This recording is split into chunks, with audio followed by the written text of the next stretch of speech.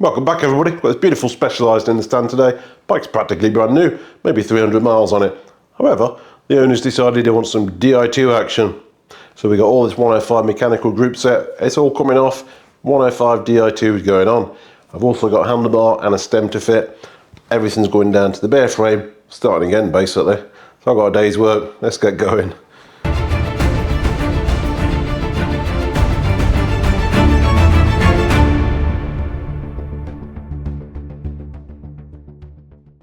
So everything on this bike is being changed except for the wheels. We're not touching the wheels except for rotors. We do have Ice Tech rotors to go on.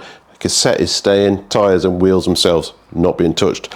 We're changing the cranks, we're putting some shorter cranks on there. The brakes that come with the shifters are identical, but the customers asked me to fit the new brakes, so we'll be pulling those out, pulling the hoses through. Bottom bracket will be out anyway, so it'll be fairly straightforward. Like I say, we've got a new stem and bar, and we've got some adapter here to make it into an SL7 sort of conversion, so we'll put that in as well. So yeah, I'm just going to strip it down basically. You're here for the Di2 stuff, you're not here for showing how to remove bits and pieces, so I'll just fly through this quickly and we'll end up with a bare frame and we'll make a start.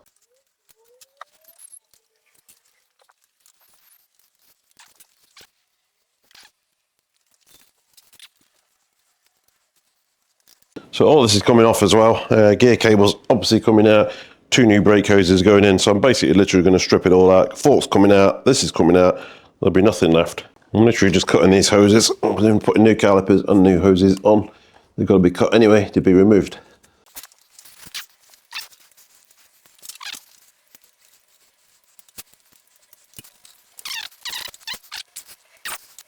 Headset bearings. Obviously we're reusing those. They're brand new.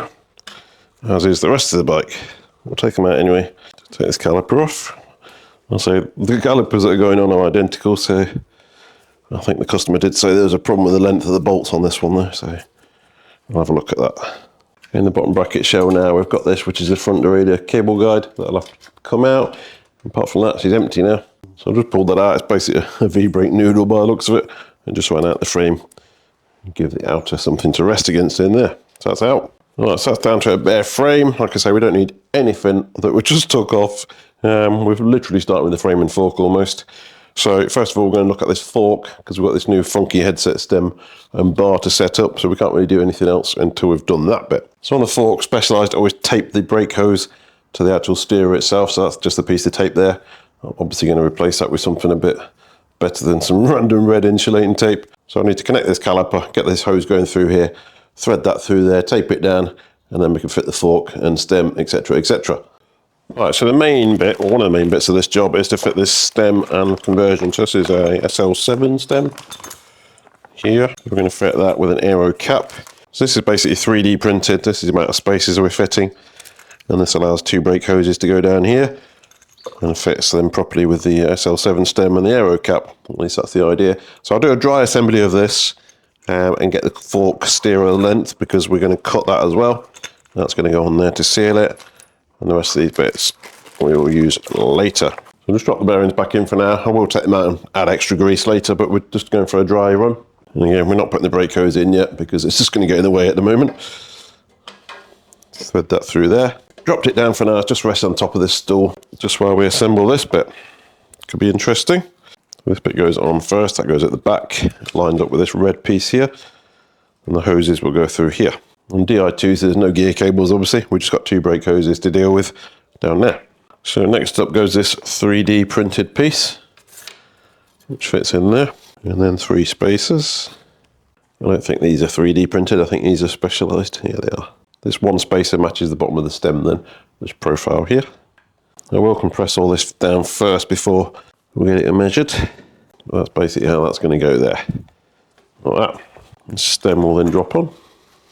Just going to use a big spacer on here just to nip it all down and snug it up, and then we know where we are. I can use the old one for that and the old bolt.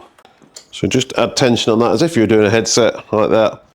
Take the stool out of the way and just rock your stem and fork together. And there's no play there at all, and it's nice and smooth. So that's basically as the headset would be adjusted. So just nip up one of these bolts now slightly. Don't matter which one. Just so we can take this out without the fork falling out basically. Don't need to be torqued, it's just nipped up like that. Right, once that nipped up, we take this back out. Not going to fall out now, don't worry. Need to get this out now, which can be a bit challenging on these, but hopefully this one will be playing ball. So there's a 6mm bolt in here, just break that off, shouldn't be that tight. And then you need to take this all the way out. Like that. You might need to put it back in just to free off the other one, but we'll see. And then you've got to get this black one out here, and this is going to be the challenging bit. I'll show you the easiest way of doing it. You can use a slide hammer and all sorts, but if you get yourself a nut and bolt, hook it underneath there, and then thread that through a spanner, you should be able to lever it out pretty easily. Literally just thread it on there, that will hook underneath. Hooks underneath that black piece, and then you should be able to just pop it out. Like that. So if it doesn't come out now, you just got to put this back in ever so slightly, give it a tiny tap, and it'll just knock the wedge off the bottom bit. And then it'll come out. You might end up dropping this down the bottom of the fork, but it doesn't matter, you just tip it upside down, it'll come out. Like that. And this red bit should now come out. And you should be able to grab this without too much difficulty. Again, just put your Allen key in there sideways, or left or up. And that's how it goes back together. This lives in here. It's tapered, the bolt goes through there, screws into the other tapered piece, and as you tighten it, obviously expands this red piece here with its slit, and wedges it in the fork, so it's pretty easy to do. Right, so I'm super confident that is in the right position. We're going to mark this up, we're going to cut it 3mm below that, put it all back together after we put all the cables in, etc. But get this bit right first before we continue. You need to mark that with this flush with the top of the stem here. So you got a line here now, and we just undo this and drop the fork out. Get it cut. Oh, this will just come straight out now.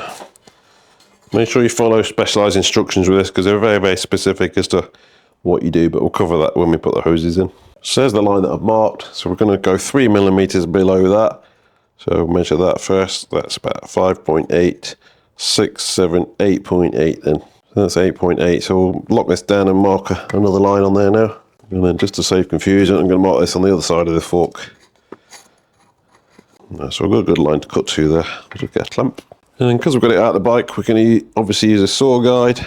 And again, just be double, triple, quadruple sure you're cutting this in the right place. So it's clamped very loosely. We've just got to get the blade. And then when you put the blade in, you've got to make sure you're not cutting through the middle of the line. You want the blade to the top of that line, basically. Otherwise, you're actually cutting the width of the blade off as well. Try and show you what I mean by that. So this will be the blade going in here. And I can see my line there, obviously miles out at the moment. Just take your time. And then I'm going to do a very light nip that up there. I'm going to do a very light test scratch. And that's not quite enough. Not too much. That will be perfect there. When you're happy, just clamp it down. I'm going to use some water just to keep control of dust. Put a mask on, obviously, all the usual precautions. And I'll just cut this straight off now.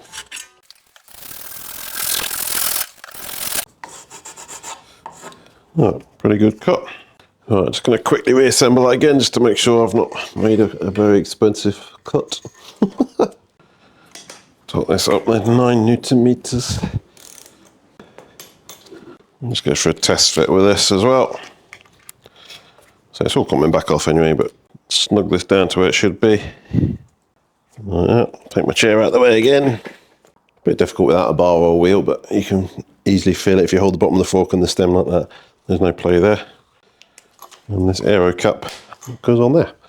Now I can take it all out again and reassemble it properly with the hoses, grease, etc, etc. Well, I'll take it all out again now, and then we can start looking at threading these brake hoses through the frame, etc. Getting it connected through this stem, where it just clamps on the underneath basically, and then through the bar. And then we can really get cracking. Exactly where it needs to be. Good. So this is the new brake. Literally bolt this straight to the fork now. And run the hose through there. That's bolted on loosely now, through there, through there. Just got to get a bit of tape around this piece here and set this to one side and run the back one through. I use this Tessa tape for that. It's going to look nicer than, well, you're not going to see it, but it's good stuff. It's made for car wiring looms basically, so it's pretty durable. Right, in theory, this should be fairly straightforward. We're going to just thread it through here. We've got access to the bottom bracket. We've got empty down tube at the moment and no headset, so it should just go straight through. I looked at these before and questioned why they've pre-fitted a barb. It's not actually a barb, it's actually sealed. Which kind of makes sense because it is sort of pre-bled, so it's just a bung basically. But the problem is if you're using a tool that screws into the end of the hose, you can't fit that in there without cutting this off. So we'll try and do it without, just keep the system sealed. But normally you end up cutting that off. So it should just come straight out the bottom bracket, hopefully. So I may have been a little premature just ripping the old hose out, because down here there's just like a mess of about 20 different aluminium components all welded together, and the access is actually pretty minimal compared to a carbon frame. So I'm going to have to thread something back through that way and then pull it through. Oops. Right, so I'll thread this through, and like I say, I'll just cut that piece off and screw it in. This has got a magnet on there, so we can just pull it through to somewhere. Being an aluminium frame, should be fairly easy. I'm just going to keep going all the way up to the head tube with this. Actually, it's going to be easier. So it's nearly at the top now, so I can use this to pick it up quite easily down here. There it is. Right, that's at the top there. This flexi magnet thing's brilliant. I'll put a link below, or I'll add it to my Amazon list that's in the link below. These are really, really, really helpful. Probably more so than these magnets. So I'll just film that again because I didn't record it. Surprise, surprise. So what I've done there is cut that blanking port off there, screwed the hose tool into there, and then we just got to pull it through the frame. It was quite tight down the bottom bracket, I'll tell you that. I'll do it again for you anyway, because it's kind of half the point of this video. So all I'm going to do now is pull this from the head tube, guide it underneath the bottom bracket shell, and out the head tube. Much easier on a carbon frame. So many bits of aluminium going on down here, it just wire tight. And that should just pull out fairly easily. Like I say, it's just this bottom bracket area. God, it's tight. Feed it through while you're pulling it, it'll go. There you go, out. That's the caliper somewhere close, that's done. I've got to get some foam on this hose as well, all the way down there, but that's 2 seconds. Now we're going to get the caliper bolted on. So the customer's showing the bolts that were fitted were the wrong length. And basically you have to measure the height of this, and bolts come in loads and loads of different sizes. Hopefully I've got the right ones, if not I'll have to order them. But you have to order the right one because there's a safety pin that goes through this hole here once it's bolted on. So they go through there, and then that pin goes through there. If you don't have the right length or the wrong bolt, you can't put that pin in. How critical it is, who knows, but let's get it right. So I'm just going to see if I've got the right ones for that. If not, I'll have to temporarily bolt it on and get them ordered. Yeah, so the ones I've got are too short still. All right, get that measured, get them ordered, we'll carry on there. So these are 30mm. So that's the same size I ordered for the titanium kinesis actually. I should have ordered 2 sets, never mind. Get some foam on this now before we do anything else, just while you've got good access to it. How about there? I'll just slip this over that. It just stops the hose rattling down here basically. Just stops that. And just feed it down into the down tube. Should see it at the bottom bracket at some point.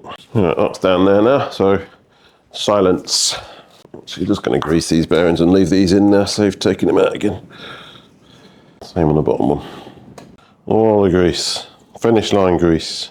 Right, that's in.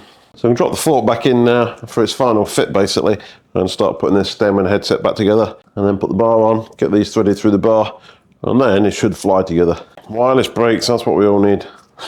I know a lot of people are saying no, but I'm genuinely actually looking forward to it. I know they will definitely come in. I am actually looking forward to it. I think you can see how much easier stuff like this would be. It would be like 10 minutes work to do all of this. It'd be bonkers. So that's where it should be now. Again, just resting on the stool. This is the rear brake hose, and then this is obviously the front. So this bit here is the important bit with Specialized. Just get some grease on this race first. And you can put it on the bearing, same thing.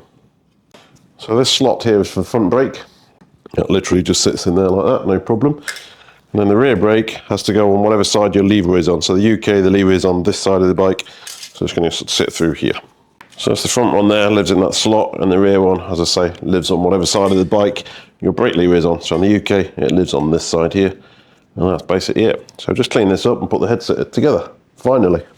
So this 3D adapted piece, to me, it looks a little bit tight for these hoses, but let's see how it goes. Right, the front one will fit, no problem, and the rear one, yeah, it looks okay actually. This company does loads of these for all sorts of different stems. I was looking on their website, there's absolutely loads of them for conversions and stuff. Quality seems pretty good. Not sponsored, the customer supplied this. I'll drop this down now, but as soon as you get hoses on, obviously things get a lot tighter and more difficult to manipulate, but it should just pull itself through quite nicely in the end. And it will just drop into that silver cap. And these spacers, I'll say you can open this to accommodate the hoses, but because we've got open ends, it doesn't really make any difference. Like that, and the stem. Specialized say they don't want you to put carbon paste or anything on here, it just goes dry. And these hoses, basically there's a little clamp that holds the hoses on the bottom of the stem here. So they just fold out the front for now, until we get this on. Just get this bolt started, hold it all together. It's So obviously that gap shouldn't be there. That's because that's not seated where it needs to be yet. I'm going to tighten this down and hopefully that should just pull it all together. If it starts making bad noises, stop. That looks okay actually. That's good. Right, let's just tighten that down and that gap is now gone. Hold the stem in the fork, rock it like that, and there's no play there. It feels nice and smooth. So it's pretty much set. So I can bolt this on now. Actually, I'll get it through the bar first and then we'll bolt that on there. Just a little clamp that goes underneath here basically. That's it. I'll wipe some grease off. It's covered in grease. That's the most difficult bit of the build done basically, is running those hoses through, doing the headset. The rest of it is very, very straightforward. Get these through the bar first, get the bar in, get the levers on, and then we'll bang the rest of it on in about 5 minutes. Next up we can get the bar on, get the hoses threaded through there. Just whip this straight off first. Yeah, titanium maybe. Handlebar. I just ordered the bolts for the caliper and I ordered 2 sets this time. This can be a bit fiddly. We've got to get it through here and out the hole here. Sometimes dead easy, sometimes a bit of a pain. Just get the right side. This is the rear brake. I know that because that's the one I've cut the end off. The other one's still sealed. And it's got to go through this side here. Shove it through here and hopefully it comes out the other side without too much difficulty. This is how I do it. 90-degree pick, drop it through that hole, stab it into the end of the hose that you can normally see pretty easily. So just get the pick in the end of the hose there, and it's just a case of pushing it through while pulling it up at the same time. But it's super difficult to do and keep in focus. Apologies. Once it gets started, I say just grab it with a pick, pull it up and push at the same time. And once it gets started, that's easy then. And again, just thread that front one. Exactly the same, through there. And pull it out. I mean, you think it's probably easy to bolt the stem in there, but trust me, it's probably just as easy to do it this way. That's it. Once it's through, it's easy. Thread it through, push and pull at the same time until you get it somewhere close to the stem. Like that. Almost there. Like that. Get a bolt in here, pronto. Like that. I've just got to check, because I've got a computer mount to fit to this. I think that's got to come off again first. Get that on, but it shouldn't be too difficult. This will basically hold it in place once that's in. Right, I'm not tightening it fully, I'm just getting it somewhere close to where it needs to be, which is about there. Right, there's a clamp that needs to go underneath this stem. We'll do that first, and then we can look at getting these levers on here. So this clamp is supposed to hold these hoses in place just roughly there, to push it back through to get a bit more slack. That one. So hopefully that's enough just to clamp the corners of that. Yeah, it's a bit tight. God, things you guys do for error, Jesus. Super windy here today, jeez. That should just about go in there. I'm going to put a drop of grease in this because it's can get seized in that riv nut. Like that. And that's that. That's all that needs. Right, I'm just going to put this lever on now. They're nice, aren't they? And make sure this hose is in the right position for this. And I might potentially have to change it to this one here, but hopefully not. We'll see. So it wants to sit naturally. It does give you a choice on the instructions of that or that full brake, but it doesn't really differentiate for which one's going to be better from each manufacturer, which will be useful. I'll just clamp that on loosely. We'll line the other side up with that and see how she looks when we've got some wheels on, see if we need to move them up. And then we'll terminate this into there. That'll go in there quite nicely. If I come out of this one here, the angle is going to go basically down and out. It's just never going to reach there basically. So that will come out there and feed into there quite nicely. And you'll have a little bit of manipulation. You've got to be able to move it, not a millimetre to be able to get it in there. If you come out of there, it's going to come down and straight there. There's just no way that's going in there. Right, let's get the other one on. Right, so they're both on and reasonably level. I think what I'll do now is put the wheels in. All I've got to do on the wheels is change the rotors over. So that'll take 2 minutes. And then I can get this in, make sure this handlebar stem is aligned, tighten that all up, get it on the ground and see what the level of all this is looking like and then keep going. Like I say, the only work we're doing on the wheels is changing these rotors over. That is it. Not very tight. So we've got ice text going on, 160 front, 140 back. Pretty common combination. Drop that on. Torque this up to 40 Newton meters. That wasn't on at 40 Newton meters. That's for sure. It is now. Take this stupid sticker off, otherwise it stays there forever. Brakes get hot, in case you didn't know. That's what it says. This can go in now, and then like I say, I can align the stem then. brake's not been centered, bled or anything yet. It's literally just so I can do this and finish off one piece at least. So this will be coming out again. I'm not sure if I fit my laser on here. I'll try. There you can. Looks pretty much perfect to me, so we can torque these up now. And he's on.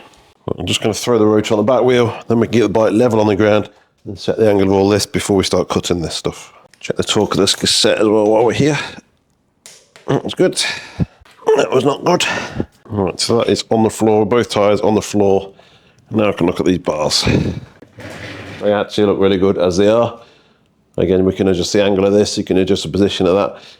But that's pretty much parallel with the floor. I'm going to run with that. If the customer wants to tweak it, we can obviously tweak that. You can't really tweak this once you wrap the bars up. So, but I'm pretty happy with that position there. So I'll get these all tightened up, get them bled, and move on to the Di2 bit.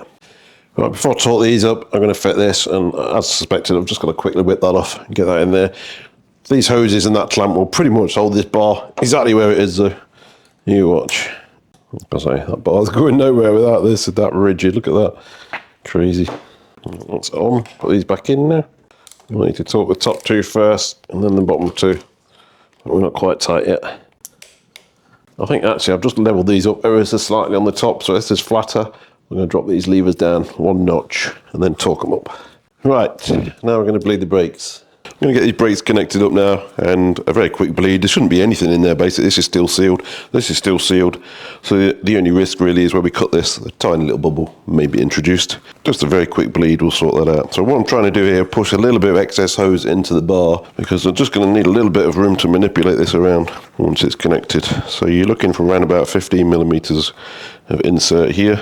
Always go too long and not too short, otherwise you're running the whole thing again. I mentioned this Jaguar cutter was not working very well. I've just taken it apart, and the mounting in here for this bolt is actually completely sheared off, and that's why it's not working, because it just allows so much flex in this part of it here. It's broken. That's why it's not working, guys. So I need an upgrade. I'm not happy with this one. Done it. And I'm going to open this system here. So we need to just insert the barb here. The olive is already actually inside this lever here, so we'll put that in there, thread it through there, tighten it up. I've got two of these, and I'll show you what I've done with the other one, because I've modified it. There's the other one, not much left of it, so basically I've cut all of this piece off, and what I'm using this for, and when I fit these to mountain bikes, clamp the hose in here, and you can hold the hose while you're doing all this bit, and it stops the hose twisting on installation. Tried it and it works perfectly. Someone suggested they use this, but with the rest of it still attached, it's a bit fiddly, so as I had a spare, chopped it off, and now it's a dedicated tool just to use the hose. So when I do a mountain bike next, I'll show you that. Right, this could be a challenge to get this in here. It's either going to drop straight in and behave, or take the lever off. Right, that's actually in and bottomed out. Good. Just tighten this down now. 5 to 6 Nm. Right, that's good. So that's the front one basically connected. It will actually work pretty nicely as it is. There's probably almost no air in there whatsoever, I guarantee you. But we will just push up a bit of fluid from the caliper and out the top of the lever there, just to clear any air that's just been introduced there. But you can see the fluid that came out when I did that. To be honest, it's probably cleared itself, but we'll do it anyway, because it doesn't take long. And then I'll just repeat that on the back one. Bleed block in. Take these two plugs off. This is the actual screw to open the port, and this is the port. Shimano bleed syringe fits perfectly in this one. Like that. And then you would just open the port there with a 3mm, just crack it over half a turn or so. And they're pretty tight, these are normally. Like that. That's basically open. Just gonna nip it back up until I open the top. Bleed port on this one is here. Don't really like them there because the hood pushes against it so hard, it's challenging to get to. That's it there basically. 2.5mm. Take that out. The O-ring attached to it still. And again, Shimano bleed cup. I've said it many times before, but I always use a plastic bleed cup. So rather than risk damaging a lever, if this gets knocked, you're going to hopefully damage the cup and not the very expensive lever. So make sure the bottom hole is covered with fluid, otherwise every time you squeeze the lever, it's sucking air in rather than bleeding it. So what I'm going to do is just burp this lever. There's one bubble. And I expect that will probably be it. Right, I'm just going to open the syringe on the caliper now, push that fluid through. I'm done. Alright, so that's the system open now. Just going to push that through. Yeah, there's a bit more there. I'm going to flick this lever while I'm pushing it gently. There's still a bit coming out there. So I'm just maintaining gentle pressure on the syringe while I'm flicking this lever. I just find that works better for me. Go to close this bleed port down, put your bung in there, take it off, and get your plug ready to go back in. And that's going to be it. And be careful getting this in, guys. If it don't go in, don't force it because it's not straight. Once it's straight, they go in super easily. Look, that's tight enough. Mop up any excess fluid. It's not DOT, it's only mineral fluid, so fold this back and give it a try. Beautiful. Alright, put the pads back in, and now we can put the wheel in, get this centered, and do exactly the same on the back wheel. This wheel should be able to stay in now. Progress. Right, obviously got to rub because we've not done any work yet, so I'm just going to center this and get it somewhere close.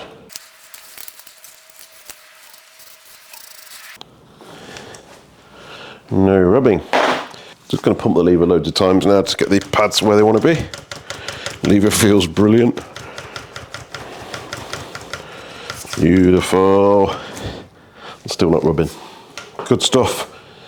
Right, do exactly the same on the back, and then I'm going to jump onto these Di2 cables for you, and then we might be looking like a bike.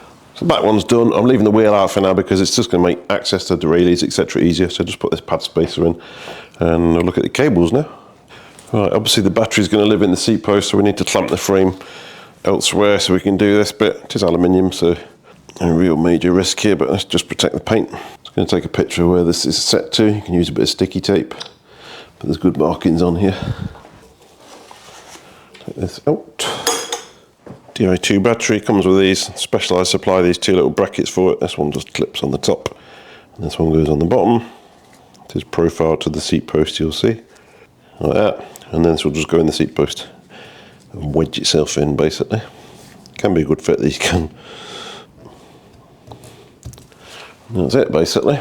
And we just need to plug the cables in there once we've got them into the frame. And sometimes when you put that in, it pushes it all the way back down again, so you end up pulling it back in and plugging them in and jiggling around. It'd be nice to actually bolt it in there somehow, but it does the job. It's certainly not going to fall out, but it just can be a bit fiddly when you're putting the cables in and out. All right, cables. So we've got two cables supplied by customer, a 700 and a 1200. 700 sounds pretty long to me, I'll be honest, because we're only going from here to here. You do need a bit of slack out the top to connect to the seat post. If you remove it, 700 might be a bit long. I mean, it'll spiral itself in here and not be a problem, but so they come with these little clips here that basically wedge against the frame inside and just stop the cable rattling around. I'm going to pull this plug out first and get it up there, and that's one done. So there's the first port. This needs to come out. Well, I'm going to use a pick to get this out. I can't find one of my picks. I don't know where it's gone, the one I wanted to use for this. I don't know where it is. The magnets on them are so strong, they just kind of attach themselves to anything. It's in the bottom bracket. It fell in the bottom bracket, but I've rescued it. This one that might actually work. It is already split for Di2, so but I've got another one anyway that came with it. And this one here, and these are split basically to wrap around the cable. So I'm going to just thread this up here, and hopefully it comes out the seat tube. If not, we'll have to do a bit more digging. And here somewhere, yeah, I can see it. Grab a spoke and pull that through. There you go. There's the first one. Actually, not a bad length. I'll let him off. Obviously, just a case of getting this grommet in with this cable, which can be equally challenging. So I use a plastic pick on this one, and hopefully just peel it in. But they're a good fit. So that's basically in there. Oh, this could be a challenge, I tell you. The next one could be slightly more challenging. It's got to go in here, down to the bottom bracket, which was a bit of a challenge with the brake cables. Actually, while I'm on the brake cables, I just want to show you something. Hoses, brake hoses. So I'll get a torch in there. When this bike came in, I took the brake hose out. It was actually routed underneath this lip here, under there, which is incorrect. If you look at Specialized website, the PDFs that they supply are fantastic, very, very detailed. It very clearly shows it goes over the bottom bracket, over this way here. So that's where it is now. There's a slot for it. It goes over there and just tucks over this bit here. And that's where it now is. So it was wrong when it came in. Anyway, back to this one. This has got to go through here. This is going to be a challenge. I'm going to have to take some of these clips off. The problem is you've got such little access to get it through here. I think I'm going to use a routing tool and get that through, and then pull this plain section through the chainstay here without this clip on it. Or maybe I'll get it through the clip and then out this way and then up the seat tube. Yeah, it could be a challenge. I'm going to go for a coffee first. Right, with a bit of faffing around that I couldn't film, I've eventually got a guide through there that goes over. There's a little space again above the bottom bracket shell, so that's going through there. So that's basically run. There's not an easy way to connect to the cable though, that's a problem. I've got about 5 kits that come with all sorts of adapters, but nothing that actually specifies for this size of Di2 cable. I've got one for the older cable, the bigger, thicker one, but nothing for this. So I'm thinking I'm just going to literally tape it to the end and pull it through. That's my plan. I'm using Tessa tape here, so it's loom tape, so it sticks to itself pretty well. So hopefully, yeah, I've got quite a good hold of it. I'm just going to cut this piece off. I don't need that. It's got 2 hopes, isn't it? If not, I'll do it again. Wish me luck. The bottom bracket's going to be the challenging part because it's got, again, quite a sharp curve to go over, which is there.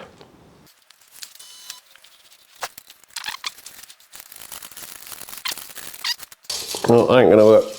Absolutely not going to work. I'll try it from the other side. Oh my god, this one cable has took longer than the rest of the bike, I think. Off camera. I'll take this off and do it the other way. I've seen people use plastic tubing for this before, but I don't have anything suitable. And like I say, the construction of the bottom bracket shell is just making it really, really difficult to see anything, let alone pull anything through. It's super challenging. Right, that's got that really good. I'm going to pull this through now, the chainstay, and see what happens. I've got it. Let me see if I can show you what the issue is. So this is obviously the bottom bracket shell here. And there's another section here. And then there's a plate behind here that you can't see that blanks off half of that. And the cable's got to go in between the two and around the corner from this chainstay. So it's going through 90 there, down there, through there, and then down another smaller hole down here. Wow. Anyway, I've got it. Oh, that's through the chainstay. I'm going to tape this on before I end up pulling it out. Leave it there so it can't get pulled out by accident by me. So that's now completely clear of any cables, hoses, anything else. They've gone behind this shell here. So, right, finally, wow, that took absolutely forever. There we are, 2 cables. I've got a load of these on, both of them, all the way down the seat tube. So it should be nice and quiet. Now we can connect it to the battery, put the seat post back in, and then bottom bracket, chain set, derailleurs, send it. And then you just plug them in. It's probably easier, really, actually, if you pull the battery out and hold that. Otherwise, it just pushes it into the seat post. Again, you can just move this out of the way while you do that. And you should have a very firm click, like that. Do it pretty easily by your hand. Or you can use a tool that you get with it. It just pops in there. Gives you a little bit more leverage. Again, you can hear that click in. So they're fitted. Push it into the seat post. Like that. Now I'm just going to put some fresh carbon paste on here. I did wipe it off when I took it out. Drop it back in and set the height. Then we're about there. And just drop that in, be careful obviously with the cables. They just take care of themselves, they just wind down there. Good. Now we can get it back in there, clamped on the seat post again. Bottom bracket, finally. Felt like an eternity. So there's no danger of trapping any cables or hoses. Everything's clear.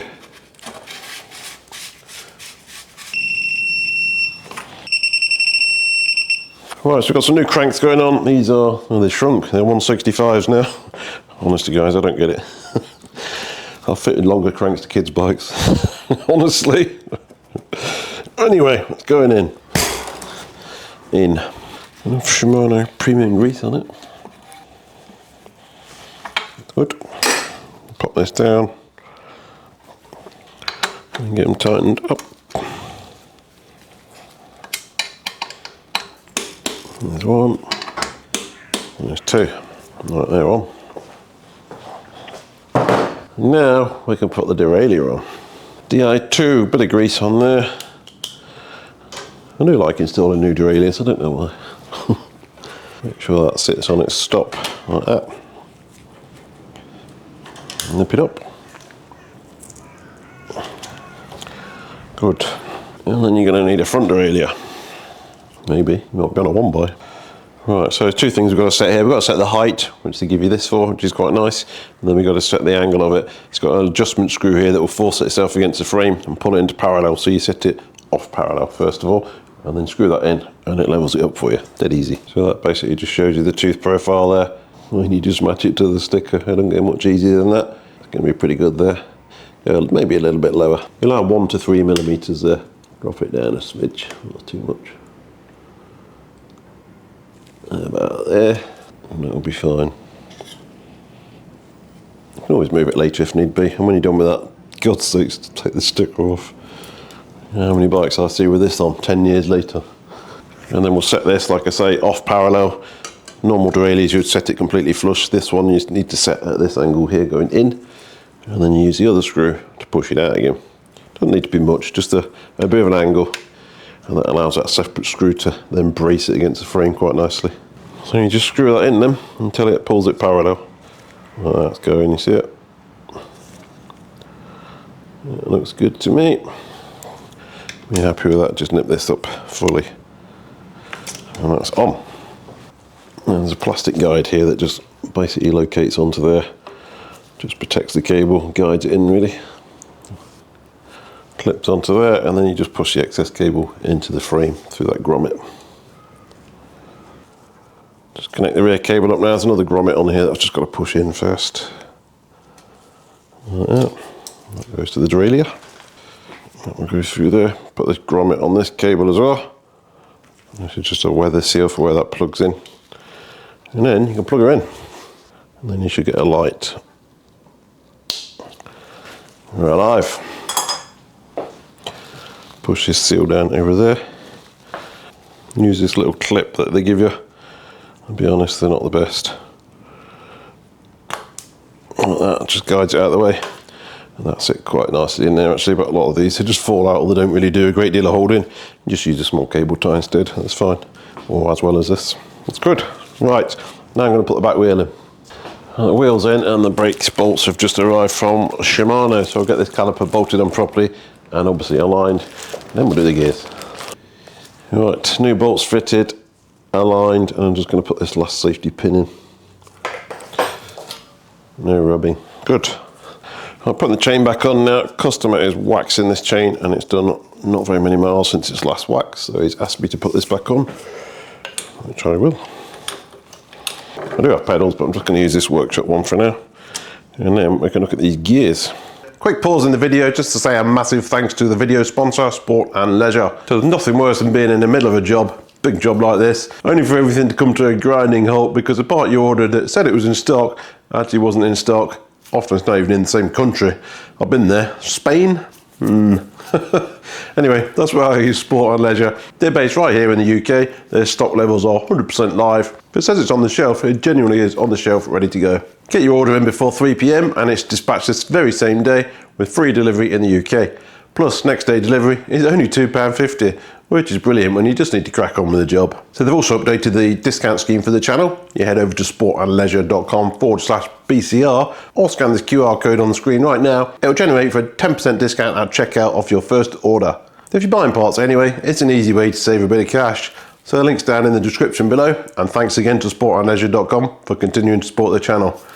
Let's get back to this. Right, before we can set the gears, we've got to get the system to talk to each other. So the rear derailleur is the brains. At the moment, it doesn't know anything about the shifters, so we've got to get it to connect with the Bluetooth. For that, you need your eTube app on your phone. So there's a little button on the front here. You press this, and the light around here will start flashing blue. Right, and that's looking for Bluetooth now. Connect to the bike. Found that okay. Later. Right, so that's found the rear derailleur, front derailleur, and the battery. Okay. Then you need to add switch here. So basically all you need to do here, go to the levers and you scan this QR code. So we're going to add a switch. So this QR code on the inside of there. Just going to try and find that. And that's it. And that instantly pairs with that one there. Add a switch here and I'll do the other shifter. Right, pairing complete. So that's the pairing complete now. Both shifters are on there. The full system is there basically. So I'm going to disconnect it just for now and then we're going to go through the setting up the derailleur itself. So now it should shift. So if we start pedaling, might not work very well at the moment, but it's shifting. All the way to the top. Then we're going to go down to the 5th sprocket here. Right, so that's on the 5th sprocket. Put it into adjustment mode until this starts flashing yellow, green. Like that. And then we're going to use the shifter to go up there in micro adjustments while you're pedaling until you start hearing it rubbing on this 4th sprocket basically. Moving at 0.2 millimeter at a time. You'll start to hear it rub on the 4th sprocket in a minute. Like that. So that's just catching there now. Then you back it off 5 clicks on the shifter going this way. So 1, 2, 3, 4, 5. Just to add, you need to be on the small ring when you do that. So now come out of adjustment mode. Just press that again. How's it gone? Yeah. And now it should shift perfectly. Ish. We've still got to do the limit screws and the B tension there, so there's a few more tweaks yet. Just got the front up here, and then we'll go down the block at the back.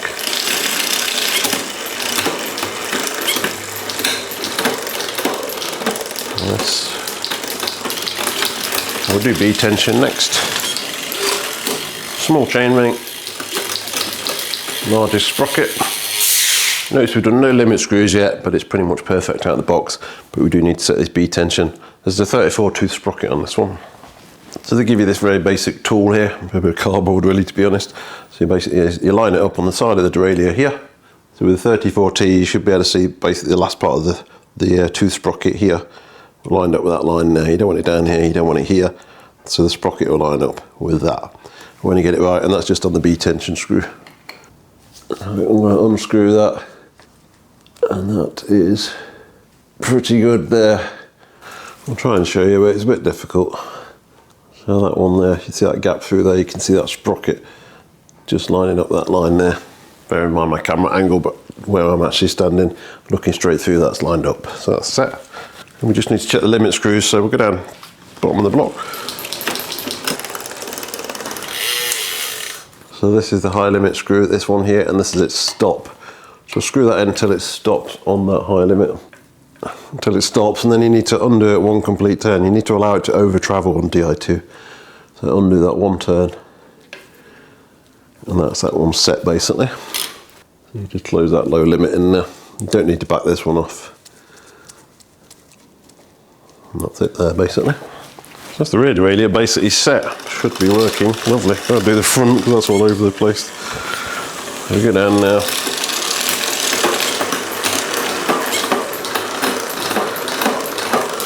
And up. That's fine. You just need to look at the front derailleur now. So onto the front derailleur. 105 is different to Ultegra and Dura Ace. Dura Ace and Ultegra electronically set their own limits. Basically, you have no real control over that. On 105, you have a high limit screw here. So basically, you put it onto the biggest chain ring, biggest sprocket at the back. I know it's alien, but you should need to put it up there just to get this right. Get it up there. And then we need to set this limit here so it's not quite touching the chain.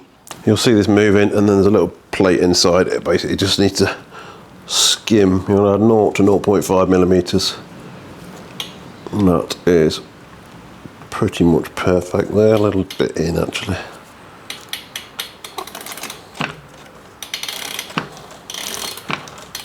And that's pretty much perfect there.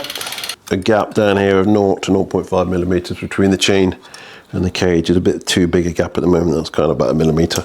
So I'll put the derailleur into adjustment mode again, the same as we did for the rears, and then use the front derailleur gear lever to micro adjust this over. So that's in learning mode. I'm just going to pull this derailleur this way, pull this over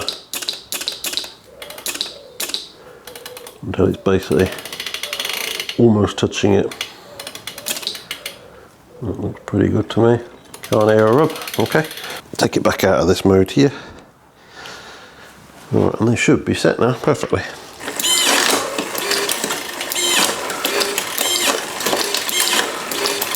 I'm getting much better than that, guys. At the back.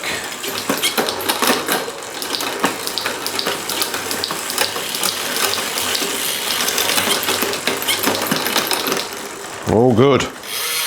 Right.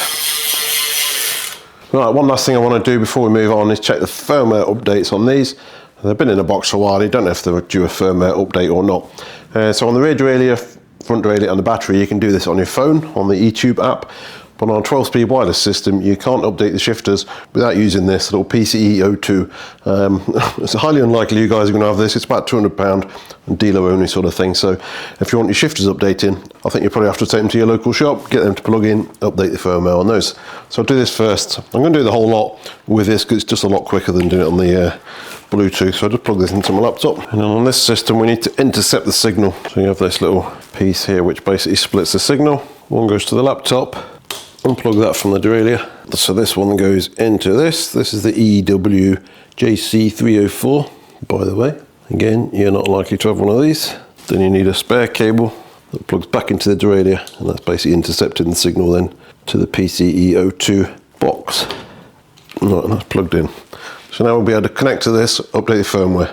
Alright, so that is there. I'm going to record this screen to show you a bit clearer than just going on here. So then you're ready to connect to the bike. So click next and it should find that. Right, so we've got the rear derailleur. Shifters won't connect unless you plug directly in there, but it recognises they're part of the system. So we're going update available, firmware update for the rear derailleur and the battery. So I'll select both of those and then we'll do an update on that. I much prefer to do it on the laptop because you're not risking losing the connection via Bluetooth while you're halfway through it, because that would be a disaster and potentially brick the unit, which would not be a good day. So wired is always best if possible. That's the battery updated, and it's like at least 10 times quicker to do it via the cable as well. Bluetooth takes forever. Right, they're updated. So I'm going to disconnect those. Then I'm going to connect a cable into the shifter. You don't need that little junction thing. Just one cable from the PCE02 directly to a shifter. So I disconnect this, unplug all of this and put it back together where it was. Done with this bit. Make sure that's in and put this boot back on as well. So we won't need this now, we only need this cable which goes directly to PCE02. That's this bit's only for intercepting into the rear derailleur. So on the lever, if you pull back this part of the hood, there's a little port here. We've got a blanking plug in there at the moment, you need to pop that out. Like that. And then just plug that cable in. That's in. And then reconnect to the bike, and it should just pick up that one shifter. There's that shifter wired in, it says, with my wire, and it's up to date, so there's no firmware update on that one. So I'll disconnect that and check the other one. This is for the right hand shifter. Again, that's up to date. Good, disconnect that. So firmware is up to date on there, so we can quit this. And then there's one last thing I want to show you, but I use it on the phone because it's just going to be easy to show you. I'll just connect via the phone for this little bit, I'll show you. No different to what we did before. So that's the units showing there, okay. So if you wanted to do that update on there, you go to update here, and it'll tell you if there's any firmware updates pending, but like I say, you can't do the shifters there, as far as I'm aware. So the customer's asked for the left shifter to have one button to shift both directions, and then use a second button to control his Garmin. So you can do that once you've done the firmware update, it will work. So he wants the rear button to do both of these, basically. So these are your options: front shift up, down, rear shift, so you can control the rear derailleur if you want. Keep going, keep going, keep going. And then you get one that's called front shift next. So press that. And apply that, and then press one button on the shifter just to register that, and that's happy. So that's now set to front shift next. So the rear button will shift up, and press it again, it'll shift down, etc. And then the front little button is now spare to control a Garmin. Actually, I've not set that up yet, but it will be. Fly channel 1. Confirm that, apply that, again, tick the button. So it should work now. Disconnect that. Disconnected. I've actually tried this, so I'll be interested to see what this does. So the rear button should shift both ways now. So it goes down and it goes up. There you go. So that's set now, so that will shift up and down the chain rings, and this button here will control his Garmin. Not plugged in yet, so I can't do much with that, but that's how it's now set. So yeah, there's a few customization options in there. So if you're struggling for information on Di2, I can't emphasize enough how great the website bettershifting.com is. Terry, great guy, and I'm not lying, I quite often refer to the information on there myself because it is just so extensive and so easy to understand. So if you want more information on Di2, other than what I've covered here, get yourself to bettershifting.com, and everything is on there. Absolutely fantastic information. Check it out. Right, what's next? Customer has actually supplied some pedals, so we'll get these on next. On a re-bike, I'm not sure, AliExpress I'm guessing. Pretty decently. There's some pedal washers somewhere as well. I'm guessing he's already took the cleats, yep. On a re. Right, pedal washer on there and obviously some grease. I don't know if you've noticed, guys, but I've just changed my microphone in the last 5-10 minutes of this video. I've changed it from Rode to DJI. It's about a quarter of the size. This one here. Let's see how that goes. Okay. I'll order a replacement for this. It's actually got a bit broken off here. This is that cable guide for the front derailleur. I'm going to order a new one of those and fit that when it arrives. So I'm just going to make sure this cable doesn't rub on the tyre in the meantime. I think what I'll do now is I get these brakes bedded in on the centre bedding machine, and then honestly I think we're about there. I've got to wrap the bars at some point as well, and then we are done. So let's get this on the brake machine.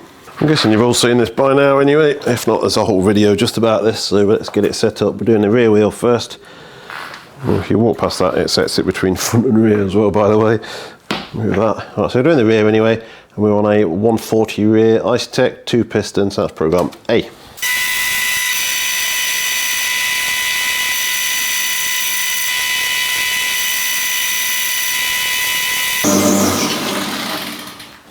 Done.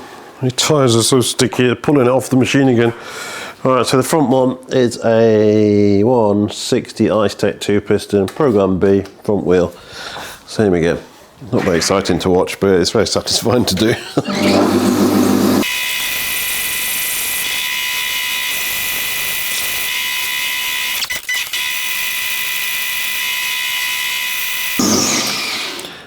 Right, we're done. They are bedded in. Very good. Right. So almost done. I'm just going to give it a quick wipe down and then I'm going to wrap the bars. I'm just a little bit confused about that though. I'll explain why. Wipe down first. This is just a detailing spray now. It smells nice. Not that there's much on it, but just my greasy fingerprints mostly. Literally looks brand new. Well, it is pretty much. So on these bars we've got a tape line here, which kind of says they only want you to wrap just this small piece here, which is obviously quite normal on an aero bar. But the customer specifically asked me to wrap it further than the old bar. The old bar was here, so we're kind of going to here really. So we're wrapping the whole shebang. I mean, there's nothing to stop you doing it, but we got the original Supercast tape that came on the other handlebar, so that's exactly the same tape basically. So it should look nice. All right, let me just speak to the customer and confirm which way he wants me to do it. Right, we are just wrapping up to this line here. I got confused. He was on about going up to here, but we're going to the tape line. So let's get these quickly wrapped up.